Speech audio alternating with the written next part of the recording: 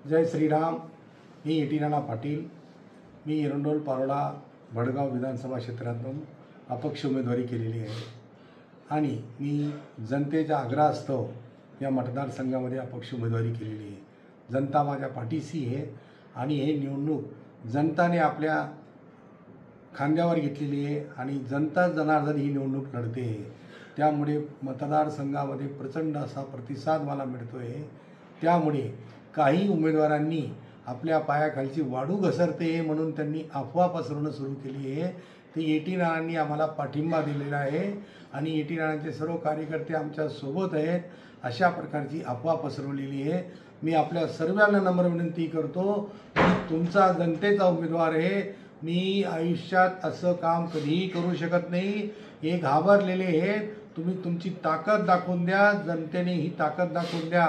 मी शेवटपर्यंत निवडणूक लढेल, शेवटपर्यंत जनतेच्या घराघरापर्यंत पोहोचेल आणि विजयी मीच होणार आहे। आपण सर्वजण मला आशीर्वाद द्या व या अफवांवरती पाठिंबा दिला। अशा अफवांवरती बळी पडू नका। कोणत्याही अफवा या खोट्या नारळी पसरून या आपल्या पारवण्यात मत्र मिळवण्याचा प्रयत्न करतायत। यांचे सर्व मार्ग बंद झाले, यांचा पैशाचा धुमाकूळ चाललेला आहे, तरी सुद्धा जनता यांच्या पाठीशी नाही म्हणून अशा प्रकारची अफवा ही पसरवत आहेत। तरी आपल्या सर्वांना माझी नम्र विनंती आहे, माझा मतपत्रिकेवरती अनुक्रमांक 8 वरती माझी निशाणी ऊस शेतकरी आहे आणि या निशाणीवरती आपण मला मतदान करून प्रचंड मताधिक्याने विजयी करावे ही आपल्याला नम्र विनंती करतो।